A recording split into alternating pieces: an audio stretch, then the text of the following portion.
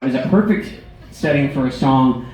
It's the story of a man named Michael Malloy, who became known as Iron Mike Malloy, who was an Irish immigrant to New York City during the Great Depression. And not to perpetuate any stereotypes here, but Mike Malloy was famous in New York for being a man who could really hold his liquor in a legendary way.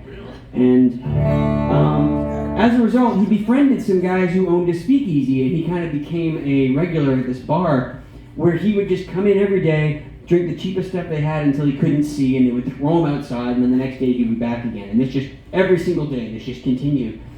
To the point where the guys closed up the bar one night, and they were sitting there, and they were talking about Mike Malloy, and an idea came to them where they said, if Mike is going to come in here and drink himself to death anyway, who's it hurting if we take out some life insurance policies and then just encourage him a little bit, right?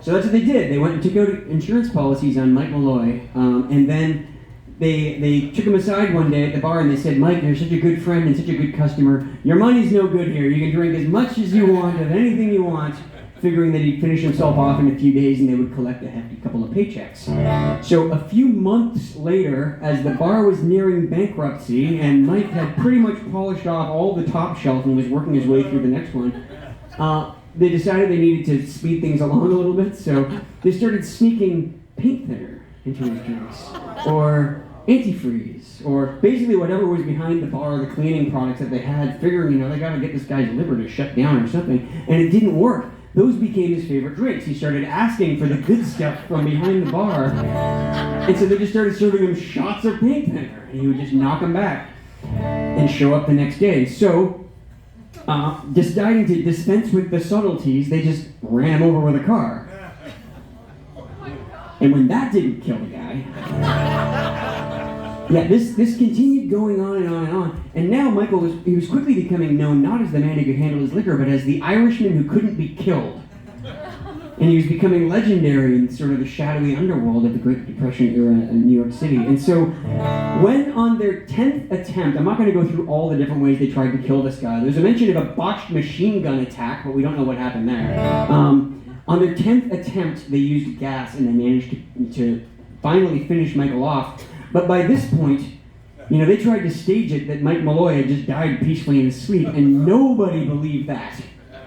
After all the ways they tried to kill him and failed, and so as soon as word got out that he was dead, the cops swarmed the place and the insurance investigators showed up and pretty much everybody went to prison. So we'll leave you with this nice uplifting song about an Irish immigrant's success story in America.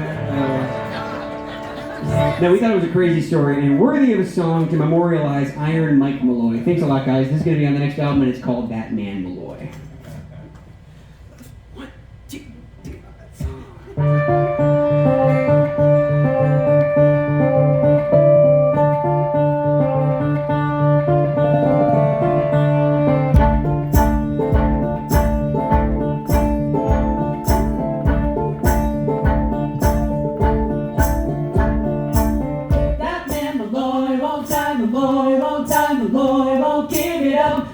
Malloy won't die, let that be a warning. That man Malloy won't die, Malloy won't die, Malloy won't give it up. That man Malloy won't die, see you in the morning.